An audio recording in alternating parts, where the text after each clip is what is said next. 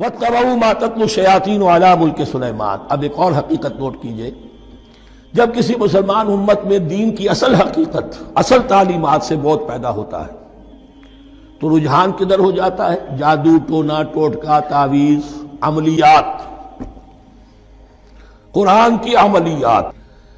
قرآن اترا تھا کسی اور کے لیے، کام کے لیے، یہ اس کو ذریعہ بناتے ہیں دشمن کو زیر کرنے کے لیے۔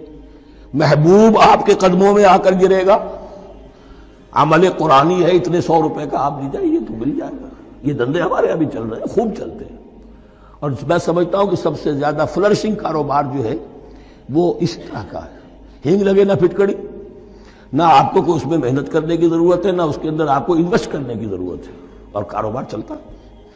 تو وہاں بھی کیا ہوا، وَاتَّبَعُوا، جب دین کی اصل حقیقت کو دور پھینک دیا، انہوں نے پیروی کی اس کی مَا تَتْلُو الشَّیَاطِینُ عَلَىٰ مُلْکِ سُلَیمان، جو شیاطین جن جو تھے۔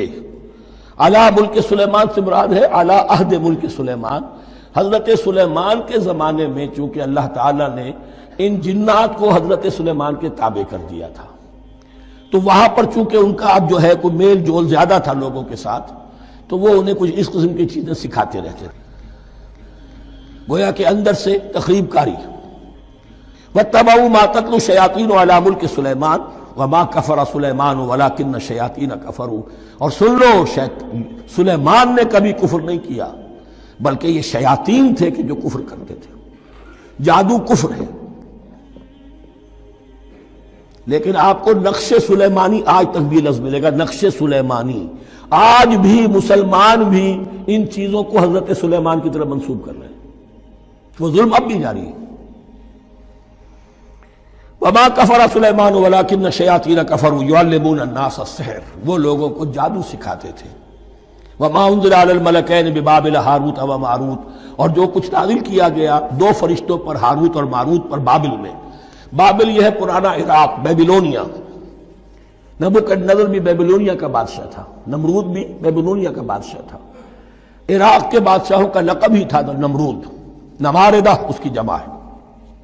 تو حضرت سلیمان کی حکومت جب تھی تو وہاں پر یہ لوگ جنات جو ہیں وہ اس قسم کی تخریب کاری کر رہے تھے، تو اللہ تعالیٰ نے آخری آزمائش کے لیے 2 فرشتوں کو زمین پر اتارا، اور وہ انسانی شکل میں لوگوں کو جادو سکھاتے تھے، بتاتے بھی جاتے تھے دیکھو جادو کفر ہے، ہم سے مت سیکھو، لیکن اس کے باوجود لوگ سیکھتے تھے۔ تو گویا کہ ان پر اتمام حجت ہو گیا کہ اب ان کے اندر خباثت جو ہے پوری طریقے سے گھر کر چکی ہے۔ وَمَا يُعَلِّمَانِ مِنْ أَحَدٍ، اور وہ نہیں سکھاتے تھے کسی کو بھی، حَتَّىٰ يَقُولَا إِنَّمَا نَحْنُ فِتْنَةٌ فَلَا تَكْفُرْ، یہاں تک کہ وہ کہہ دیتے تھے کہ دیکھو ہم تمہاری آزمائش کے لیے بھیجے گئے ہیں، ہم فتنہ ہیں، تو تم کفر مت کرو۔ فَيَتَعَلَّمُونَ مِنْهُمَا مَا يُفَرِّقُونَ بِهِ بَيْنَ الْمَرْءِ وَزَوْجِهِ، تو وہ سیکھتے تھے ان دونوں سے وہ شے کہ جس کے ذریعے سے تفریق کر سکے ایک شخص اور اس کی بیوی کے درمیان، تفرقہ ڈالنا گھروں کے اندر، فساد۔ اب بھی یہ عورتوں کے اندر یہ کام بڑی تیزی کے ساتھ چلتے ہیں، تعویذ اور دھاگے اور کیا کوئی گنڈے چلتے ہیں۔